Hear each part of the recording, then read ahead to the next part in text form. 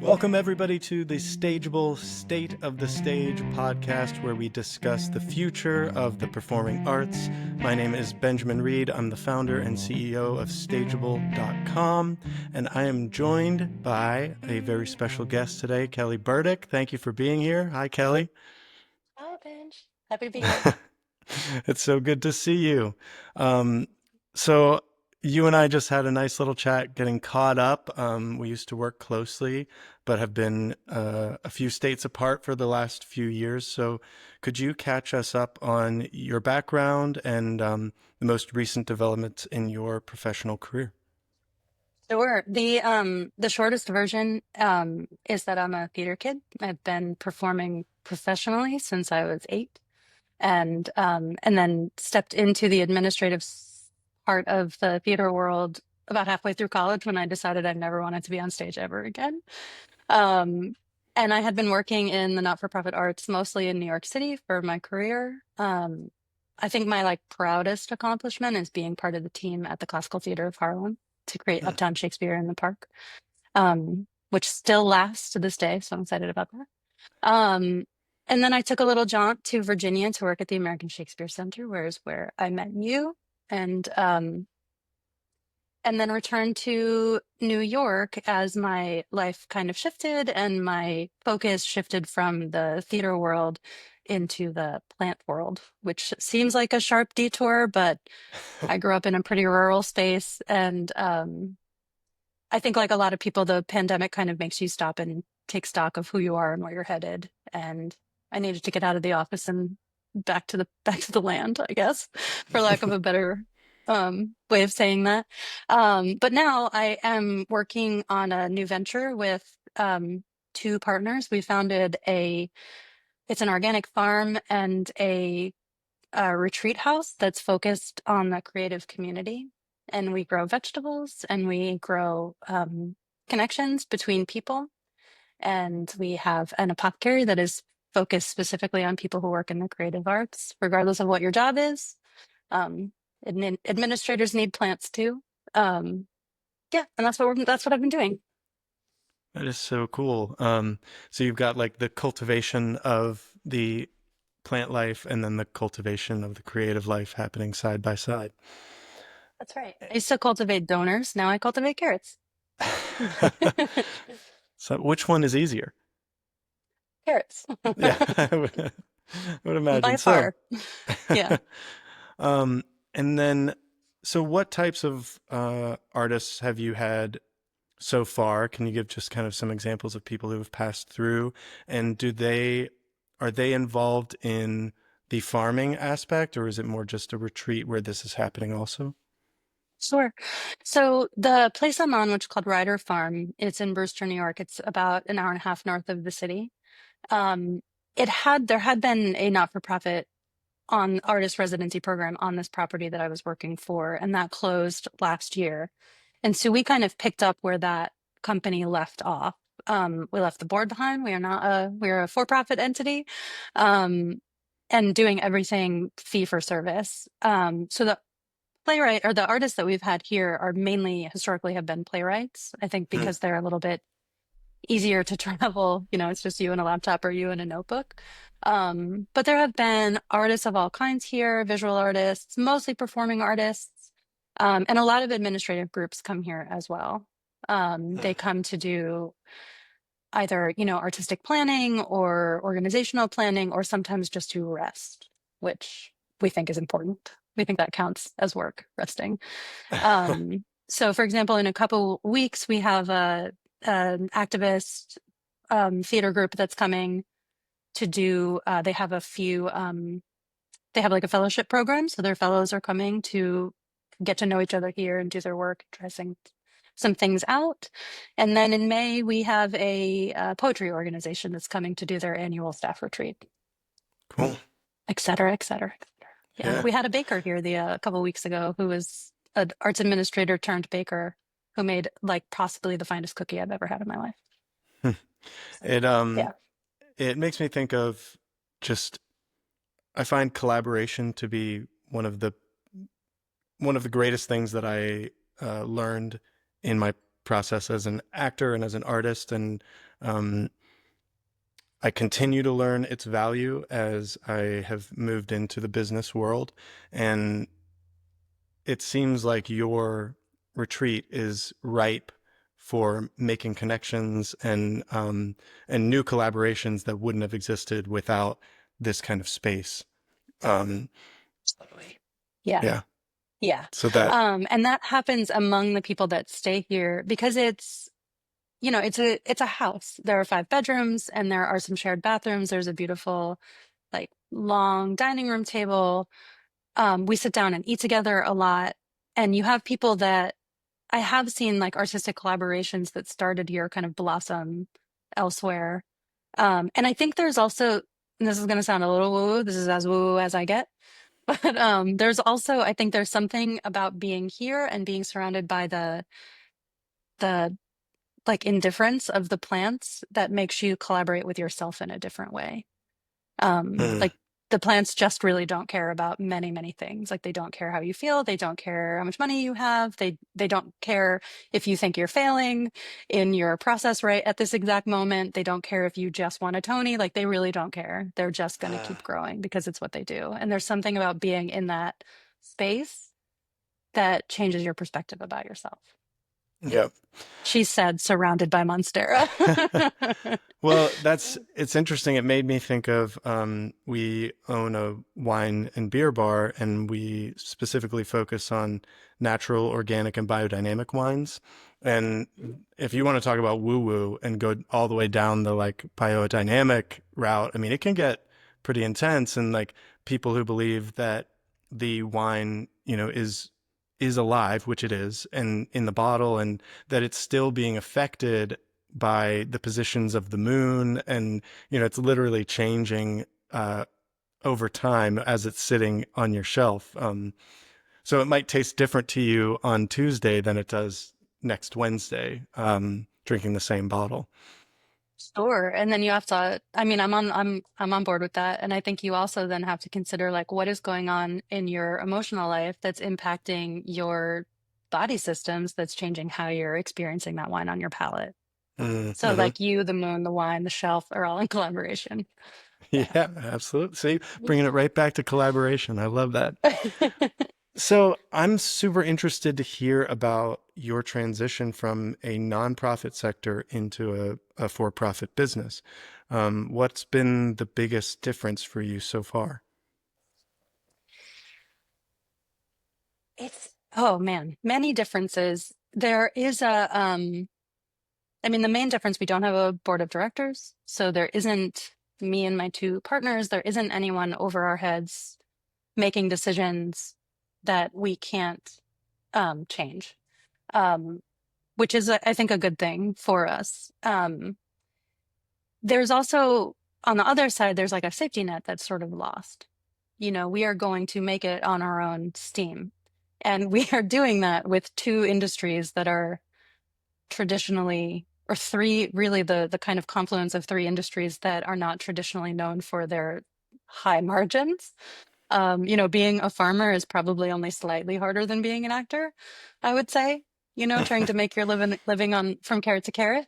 Um, the hospitality and food service, which is part of what we do, is in there, and the arts are or what's in there. So, we are going to make it on our own steam or not. But I certainly feel better now, being able to kind of choose my own fate and choose my own destiny in that way. Um, I mean, there's so much to say about boards. I'm not sure where to start, if we should. So But I'm it's, curious, did yeah. did you have to take a lot of decisions to get approved by the boards when you were at nonprofits? Or like at what point, like how did you determine when a decision was big enough that it had to be approved? By a board. Mhm. Yeah, there's boards really have, I think one of the challenges that not-for-profits face are that is that boards are made up of people who almost always are good intentioned, good, smart, capable people, but might not have, that don't have the same training as the administrative staff up to and including what they are supposed to do and what is part of their duties and not. A board is really supposed to do three things. They're supposed to evaluate, hire, and fire the executive leadership. They're supposed to make sure that the organization is aligned by mission and that its programming is aligned to its mission. And they're responsible for fiscal security, for making sure that the organization is spending money the way that it should be and is going to stay solvent. That's the board's only job. We add a lot of fundraising to that. We add a lot of, boards sometimes have opinions about programming, getting them to kind of understand that, you know, if your organization is, a Shakespeare company and suddenly you're doing, you know, a full year of Ibsen, yes, the board should push back on that. But if you're doing a nice mix of Ibsen and Shakespeare and whatever, and they just don't like those Shakespeare plays, that's not a board decision, right? And I think that there's a lot of slip and there's a lot of places where boards are weighing in ways that they are not supposed to be. Um, and you should have good, strong bylaws that tell you whether or not, when is a moment that a board needs to step in. And it really should only be if it's related to those three things that I talked about earlier. We were talking a little bit about, like, there are no bylaws that account for a pandemic. There's nothing in like, should there be a pandemic, this is what your board should do. But yeah, that has your executive leadership making decisions they probably never thought they were going to have to, and having to learn about viral loads and all this sort of stuff that they weren't prepared to do. So it's going to impact your executive leadership's ability to do their job. You're going to have a pretty significant shift in programming, which is going to change your mission alignment. So how are you going to respond, and is it still aligned? So that feels like board work. And it's going to have a pretty serious impact on money if you can't sell tickets, right? So those are the three things you should check against before a board starts weighing in on things and approving things. So when I departed from being a working actor and went into the for-profit world myself, there's a lot of learning that happened there, and it took me a while. I feel like I spent my whole life going in one direction, and then all of a sudden found myself swimming upstream the other way. And but one of the things that I I I came to a new understanding of was that I find the profit in the for-profit world to be an indicator that of two things: that you have served the market well, as in you've brought it something that it wanted, and people were happy to exchange their hard-earned dollar bills for that thing. Um, and two, that you were economical in bringing that product to market. And so I came to be a big believer that there's an honesty to that process, because people don't lie with their money. They're not going to spend more on something than they think it's worth. And so Right. I appreciated that honest and real time feedback. And I worry that in the nonprofit world, when there are donations coming in subsidizing the business, that relationship gets confused. And I was curious what you thought about that, having been now a foot in both camps. Sure. I think I think I almost agree with you. Like, I agree with you in principle, but I think you have to kind of scale back your view on what the company is, right? Rather than let's keep it with theater because that's a language we both have, right? Um, every play that's created, like, just as you need to sow a lot of carrots to get a carrot, you need to, like, make a lot of plays to get a play that's going to be successful, right? And if you went and you told if you pulled an audience member and said, like, we're going to write a rock musical about a blind child that plays pinball, should we make that? They'd probably say no, but, like, who doesn't love Tommy, right? Like, there had to be somebody that was willing to, like, get a little weird and get a little innovative to make plays, or to make plays that, like, bust genre, or I don't know, like, the last 5 years is on Broadway right now, and I love that play so much because it messes with time in a way that I think is important and that we should do, and it's how we experience life and it's how we experience memory. But I think if you pulled an audience, I don't know that you'd get to that play. So I think if you take the this is my pharmaceutical company analogy. I'm going to give it to you. If you look at a pharmaceutical company and they have a medication that is making billions of dollars, right? Underneath that is an R&D department that is searching for answers to like 100 problems. And none of those individual efforts are asked to be fiscally solvent. They're going to lose so much money on so many of those drugs that don't work. But you have to check them. You have to try them to see if you can get them to work. And most of the time they don't. And then once in a while, you get one that rises to the top and is actually helpful for people. Um, if you ask every arts organization, every theater that feeds from the moment that a playwright has an idea to the moment that a play becomes so ubiquitous that it's in every high school, right? Once you get like Guys and Dolls or whatever, you're going to have to start with a lot of ideas that get to residency programs, and then those ideas then get become a full draft. They make it into a festival, or they get a reading, and then they get a small production, and then they get a bigger production. And the group of plays that make it on that trajectory gets smaller and smaller until you end up with these ones that are like financially solvent. And even those, most of them aren't. Like what it actually takes to run a theater, if you look at all of the expenses, and if you chopped that up and put it all into the ticket price, that ticket price would be so astronomical. And so I think the problem with the capitalist model on top of the theater space is that it doesn't account for R&D at all, unless you're Disney, right? Like, which is a totally different thing. Like it's its own company that has that own thing, and it's a for-profit entity, right? And it has a machine that can spit out like truly magical hits that make your children sing "Let It Go" in your face all the time, right? But for the rest of us, like we don't have that R&D, and you're asking all of those companies to be fiscally solvent in and of themselves. And I don't think there's a way to do that and get work that's innovated and brilliant and wonderful. Does that make sense? It does. Is it okay if I push back a little bit? Do you almost agree with me? I almost agree Good. with you. I Great. think I just see it in a slightly different way as I start to think about, you know, the pharmaceutical company has all of the different products that they work on, and the majority of them are duds, but the one that rises to the top is so successful that it covers the spread, and it's Hmm. like that. I think that to me is not problematic because that's a strategy of we're going to push the limits of what we can do, knowing that when we have the moneymaker, we're going to ride it, and we know how to do that. Um, and I don't know that theaters are set up to do that or know how to do that when they have the hot ticket.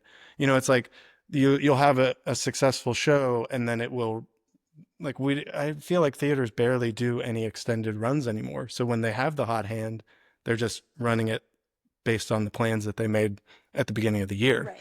Their money is going to come for those successful plays because, again, each individual company is not the pharmaceutical company. The industry is the pharmaceutical company, right? Mm. And so when the public theater develops Hamilton in their contracts to develop that work, they get a piece off the back end. So the Mhm. public theater made their money off ticket sales. They made their money off an extension, but that's not really where they made their money. They're still making money off that play, right? Yeah. But there is up in Upper Manhattan, there's the Morris Jamel Mansion, which is a historic house that Hamilton stayed in that Lin-Manuel Miranda talks about having gone to as a kid or been inspired by. The Morris Jamel Mansion isn't getting any money off of Hamilton, Mhm. right? The the organization that was on this property before the new endeavor that we're working on, plays were written here that have gone on to commercial success. But that organization, because they were inklings at the time that playwright was here, there was no money off the back end for them, Mhm. right? So you've got this early R&D sector that isn't in on it because it doesn't exist yet. It's being existed. It's like coming to fruition in those places, or it's coming to creation in those places. Yeah. And it's also Yeah. like it's relatively unpredictable. I don't know how many Um, there's a feeder cycle. And they're dying, which is so unfortunate. There's the place I was at, Space on Ryder Farm, that no longer exists on this property. The Lark is gone, like all of these early places, because I don't think the Lark even was getting money off of the plays that were developed in its space. It was just this like little organization kicking out hits and never getting any money from them because the feeder cycle is broken because we don't look at it as a whole landscape. Does that make sense? I think you're scratching at a very, difficult, um, thing to wrap our heads around. I think that it is a, I tend to think that the theater industry is like playing by the rules of the last era. Like still Sure.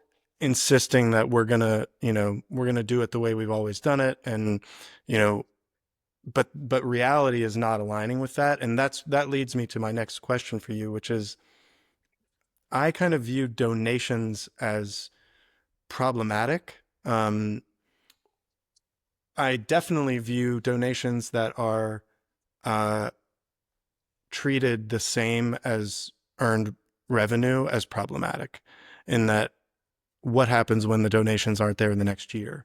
So can you help me understand your take on the role that donations play in nonprofits and specifically in theater? Sure. I was just talking to someone about this morning. And I will say this, I say this as a ex development director. Like I am not going back to not-for-profit theater. My time has come and gone. It has changed significantly. There are many reasons why people donate. Some people donate because they have a CPA that tells them you need to donate X number of dollars so that you don't have to pay taxes on it. And there's a balance of what that number is if you're a person of significant means. And people want to give that money away so they're not paying taxes on it. And they give it to an organization that they care about. Fine. There are people that truly value a thing. Like my kid likes to play the violin, and so I'm going to give to my local symphony so that it exists, so that she has somewhere to go. Or when I was a kid, I saw this piece of theater and it was meaningful, and I want to donate to make sure that piece of theater exists. There are people who are donating for kind of social clout, right? Like if I am a donor, my name gets to be next to someone else's name in a way that I find validates my standing in a community, right? Perfectly valid reason to give.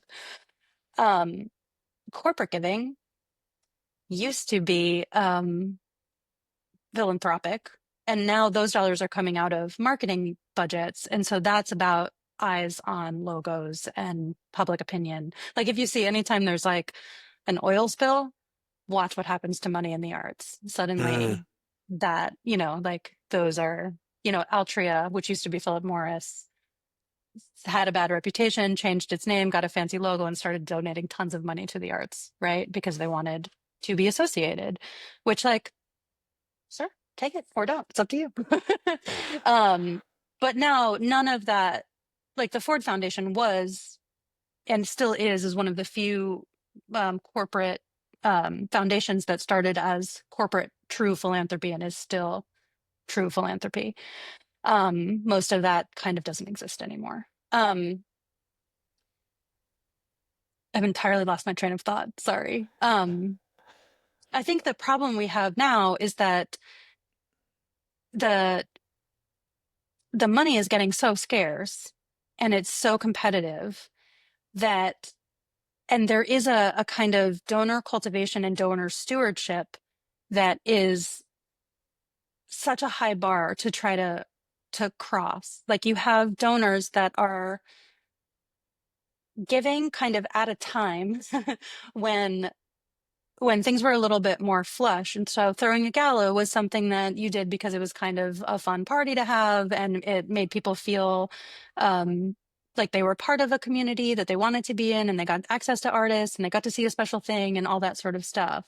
But now you have sometime in the kind of late 90s, early 2000s, there was this movement where this is one of the bigger problems as well is tiny organizations being held accountable to the actions of large ones, where you had huge not-for-profits like the Red Cross, right? Getting criticism for executive and administrative compensation packages. So funders started saying, oh, we want to see your administrative pie get smaller and smaller. So suddenly there's not money to fund administrative staffs, and you end up with these grants where you're like, we're going to spend 99% of your money on programming. We still need light bulbs though. You know what I Mm. mean? And suddenly we're being asked to not fundraise for that stuff. So you have these organizations that are now built on this like upside down pyramid being held up by staffs that are too small. And the expectation from donors who have nothing to do with those funding trends are that you're still going to throw them a gala and you're still going to go out to dinner every other night. And you're still, that you're still going to be able to provide all this compensation for the same size gift. And Mm. we know what has happened to money in the past 5 years. Your $5,000 pre-pandemic gift now, that's still $5,000, does not buy me what it did in 2020. Yeah. Not even close. And yet I still have to do all of the work of cultivation, which, don't get me wrong, can be super enjoyable. Most people are just cool, fun people that want to do something for theater, and hanging out with them is not a hardship, right? The other problem you have is that like wealth is different in this country now. And the philanthropy used to be a job that unemployed wealthy women had, right? And so the idea was you had these ladies groups, that's where like Ladies Who Lunch come from, Hmm. who had a philanthropic agenda and were carrying that out in their communities. That almost doesn't exist anymore because women went to work Hmm. and we're like not doing, cocktail parties anymore in quite the same way. And there were not kind of people who were seeking wealth doing the same thing on a lower level. So now there isn't really like philanthropy isn't really taught anymore. Like Yeah. the art of philanthropy is sort of gone. And so now I've had this experience of very high level donors who do not have philanthropic training and think that their money is going to buy them influence that is not about philanthropy. That's not Mm. what philanthropy is. It's something different and it's a valid use of money and something that people do all the time, but you cannot call that philanthropy. You cannot say, I mean, you can because people are doing it, but you should not say, and you should not accept as an organization money that comes with caveats like that, because as I like to say, that money is too expensive.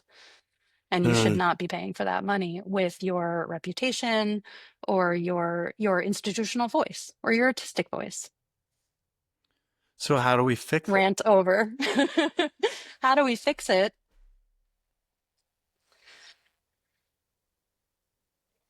Oh, I know. I think we have to start treating each other like we're on the same side. And I think there is this idea that the artistic world, that there's the artists and there's the admin, the board, the funders, and everybody else over here, right? And that they're somehow us against us. And I think you should actually draw that line and put your admin team over on the other side. And Mm. hopefully put your board on the other side and understand that what you're actually fighting are the forces that are making it hard for us all to do this work that we love. Because there are very few people on the administrative side who are working in the arts who are having an easy time. They're just not, Yeah. and I think there's a lot that gets touted out in the press and in social media, citing huge, you know, um, compensation packages or all of these sort of like unfair hiring practices and all that, which I agree is problematic, but you really need to look at what the economics are of an individual organization. And if you are less than a $10 million organization, your life is so different than those organizations that are like, of the size of like the Public Theater, Lincoln Center, like Yeah. those huge, huge theaters. And trying to hold everybody accountable to the same set of rules, not rules. There are like morals and ethics that we should all be accountable to, but Mm. there are economics that are different. And when we try to make these small organizations accountable to the economics of large ones, you end up with it's it's untenable. And I feel like it's the admin people that are stuck having to kind of deliver like standards and practices that they don't want to, but can't figure out a way around. Mm. Yeah. I know a lot of like admin folks feel like the enemy or like they're treated Mm. like the enemy, and they're not. And Some of them are, but most of them are not. Most of them Treated are like as the little theater enemy kids. from the artists within the organization, or okay, like Yeah, I not a think so. partnership. I mean, do you feel that this kind of like Yeah, adversarial, like, yeah, right? I'm for not making that sure. up, right? No, Yeah. I think that's true. And I think, well, I think some of that probably stems from artists being contract workers and, Mhm. um, and there's like, so it's like you're here, but only when we need you to be here. And the rest of the year, you're on your own, kid. And then it's like, well, but the admin is there and has vacation and benefits and steady pay. And Right. I think that Ex creates it. mhm. But go ahead. I think you're right, but what you're missing is I think you're 100% right. And what the admins like you have vacation if you're in an organization where there's time for you to take it, Mm, which I've been in many that there isn't. You have I've had uh like living wage, like real, not living, not like slightly above survival wages at one company one time in my career, and it was about a year and a half. But mm, before that, like when I stopped waiting tables and switched to arts administration, it took me 3 years to get to the salary I was at when I was waiting tables.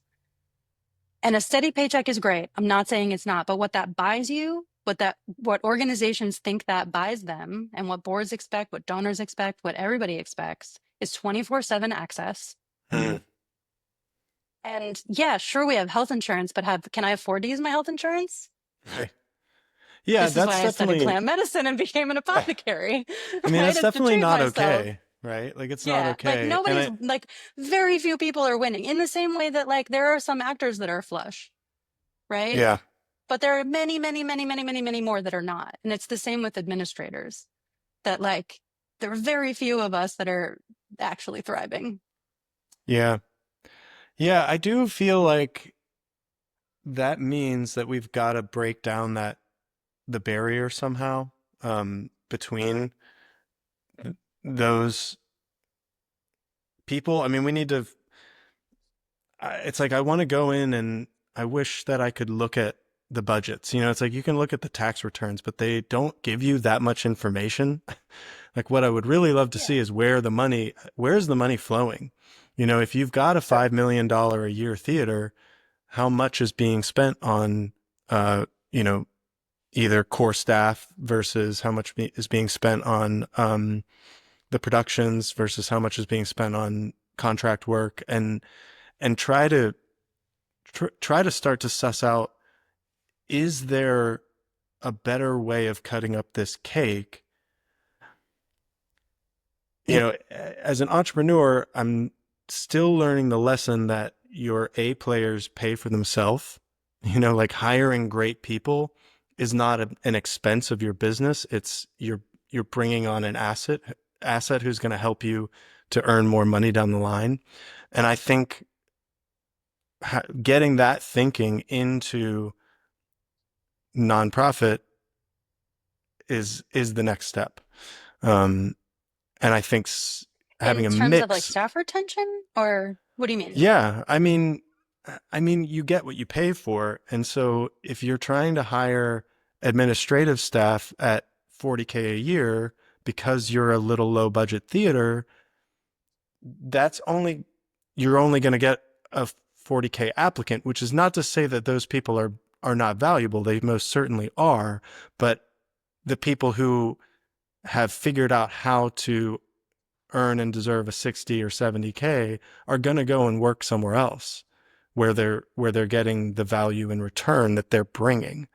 And so I think we've got to start investing in people, and then expecting them to figure out how to bring that money and bring that value back into the organization. Do not disagree with you.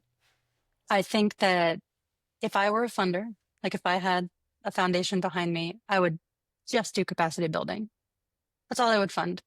Is Hmm. just what are the three positions that your organization needs to get ahead of itself Hmm.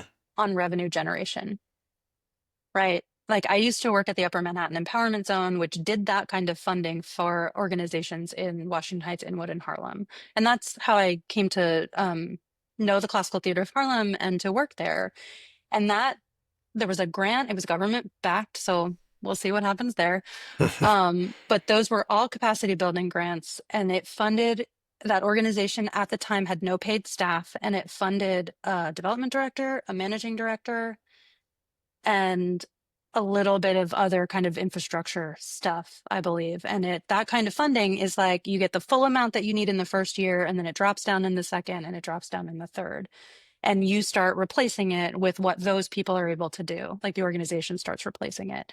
So the idea being, if I give you the money to hire a development director, within a year, they're going to have made up for themselves. And within 2 years, they're going to have like doubled it. And I think when I was there, we increased revenue by like 60% in the Mm, first 2 years or something, right? yeah. But without that person, you can't ever get there. You're just like chipping away at it. You need a little bit of a bump to get you kind of rolling. But that kind of funding is like few and far between, super few and Yeah. far between. It's hard to find. And it should Yeah. be like, if I were like board member with means, I'd be like, here's your development team. I fund that. Yeah. Because that's going to pay for so much more if you invest in that team. And we keep cutting positions and absorbing them into the people that are already there. And there is an art of development that's going to get lost. There's an art of marketing that's going to get lost. There's audience development that's going to go right out the window. That like hand to hand, one on one work that needs to be done. Mm, You can't do it. There's a certain point where you need a workforce. And it does not matter how well meaning you are. It doesn't matter how smart you are or capable. There are like hours in a day and real burnout, like real burnout. yeah. And you have an incoming generation that was just raised different, who will not put up with anyone's anything. And on the one hand, it's great. And on the other, I'm like, cool, but who's going to do the other two jobs that your position is supposed to do? Hmm. Like, how does that work get done? Because it doesn't go away. And I don't have an answer to. This is why I grow carrots now. Yeah, I hear that with it does feel like the newer workforce going into the arts is like refusing to work for unfair wages or, do more, and it's like, okay, but how But are we now going to what? get the job done? I don't know how we do Yeah. this. Um, and I feel as a union member, I'm Actors Equity, and I am very frustrated with Actors Equity because it feels like I'm more constrained by it than helped by it. It's like I would actually really like to be able to take on some of this other work, but I'm prohibited from doing so because of the rules that are there to protect me, but that end up limiting me. And so, yeah, it's everywhere we turn, there's a different battle to kind of face. But Yeah, I'm kind of curious. Like, even the union model, I thought about this a lot during the pandemic because we were kind of dealing with the union, trying to figure out how to produce. And it felt like the rules were made for like an urban center. And Stanton, where we were, it was such a different model. And we were like, I actually think we can do this. And we did. Like, we did it successfully for the, mhm, 2 years, 2020 and 2021. There was no known COVID at the theater because we like were in a situation different and were able to like figure out how to do it based on the place we were in. But the rules were all for the cities, right? I yeah, remember like the initial contract getting kicked back from the union because it didn't address how we were going to handle the autograph line. And I was like, we don't have an autograph line. Like, we just don't have that. Like, right, there's no crowd outside the theater. It's a totally different model, but the union is kind of focused on that in a way that I think other unions aren't. Like, I'm guessing that there is variation, but essentially, like, trucking is trucking is trucking, right? yeah. Well, I've only been in one union and I was 10 and I don't remember it very well. So, Well, I read a book recently about the film industry, and at the end of that book, they were bringing up a very similar thing, which is like all of these contracts that they utilize these days are built off of platforms with or modes of working where there were a lot of residuals coming in the door, and yeah. that money is gone. It's not coming anymore. Like you used to be able to do a national TV spot commercial and you could make a couple 100,000 off of that in a year's time based on residuals. And they were saying now it's like you're lucky if you're getting a $5,000 one-time check. Yeah. It's just Yeah, the world is changing, but we continue to try to work by the old set of rules. And I think that's that's where right. we get into Yeah. trouble. Yeah. And the question is like, even if and when you know that things aren't running right and you can see a way for them to run better, the transition period feels impossible. Mm. Because what are the I actually thought during 2020, like maybe this is a moment to like stop, blow it up, and try something different when we come out of this. And we didn't. We didn't. Well, so Because how? Because how could you have?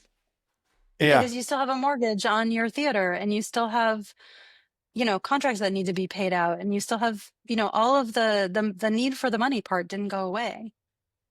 And have so you how do ever you get read from here to there? have you ever read any of Nassim Nicholas Taleb? I have not. He's one of my favorite authors. And he has a book out called Anti-Fragile, and Okay. he I'll check talks that out. about I'll write that down. the difference between well, he brings up debt, and that debt is something that makes you fragile, right? But Mhm. when you have reserves, like retained earnings in a business, or some sort of, you know, there are these organizations that are nonprofit that are in the red every year, right? But the only way that that can work is if you have some sort of slush fund that's, you're pulling from and covering the, whether that was a major donation or whatnot. Yeah, or Um, an endowment or a cash an reserve or endowment, yeah. yeah. But it's like that having the inverse of debt, which is reserves, makes you robust because you can live to fight another day. And that lesson also kind of comes from Morgan Housel's Psychology of Money. He talks about the important thing is kind of staying in the game and not sticking your neck out so far that you don't get to play anymore. Um, Yeah. and so when you brought up the mortgage on the theater, it's like, yeah, that the debt makes you very susceptible because if something goes wrong, you have an obligation that needs to be fulfilled. And one way or the other, you either have to fulfill that or you're going bankrupt. Yeah. There's one theater I know, they're called Lub Dub, and I love them. Lub Dub like your heartbeat. Mhm. And I don't want to speak specifically about their organization, but because I don't know the ins and outs, but I believe they are a for-profit entity. They do not have any sort of centralized location. They don't have those kinds of overhead bills. They make beautiful, like incredible, smart, relevant work when they can and when they want to, Mm, right? cool. And I encourage you to go find them and I'll put you in touch. You can talk to them because they're so smart. Awesome. But they have found a way to kind of break that model for themselves and to start out without having any of that, fragileness that you're talking about. They just don't Yeah. have it. They also then are not living off of it. Sure. I don't think, yeah, I mean, I don't think anybody involved with that organization is making a full-time living off of doing that. But I think they kind of like took the gig work model that actors follow and they were like, why can't it be that as well for this part of it? Yeah. Why can't I be a gig administrator and artist and multi hyphenate in all of the ways that I need to be? And why can't my company be that too? Right? Yep. Yeah. Yeah. I think the outmoded thinking, the thinking that what worked yesterday is going to work tomorrow is so dangerous. And I think that what the industry needs is people to innovate. It's let's rethink this. Let's build this again from the ground up. And that's what you bringing up that company made me think of like it's like we start to believe that there is this set of rules and this is the way we have to do it. And then we never Hmm. question, well, can we make the rules whatever we want? And if so, what might that look like? Um, Yeah. There's an additional challenge that I think we're not talking enough about, like we the field, which is that again, somewhere in the kind of mid 90s culture wars and the mid 90s like decline of arts funding outside of the art space. So art in school is specifically what I'm Mm. talking about. Like there was a time when every school had a theater and a music program and an art program. Like my high school had a kiln, you know what I mean? Like all these Right. sorts of things. And those programs are now whittled down to like, the music teacher with a cart who comes once every other week or something like that. And still, the single greatest indicator of arts participation as an adult is as a kid. And this is the first generation of adults that Mm. were subject to those cuts. And so if your parents from that point, from like the point when I graduated on, if your parents didn't take you to a dance class or take you to an after school program, or your local theater didn't, this is why every theater has a education program, whether or not it should, is because suddenly the funding shifted to that because it was lost in the schools. But Mm. now we are dealing with the first generation of adults that were subject to those funding cuts, and their arts participation is not the same. It is not a way of life anymore, the way that it was probably for you and I. Yeah. And I have not heard anybody address what we're going to do about that.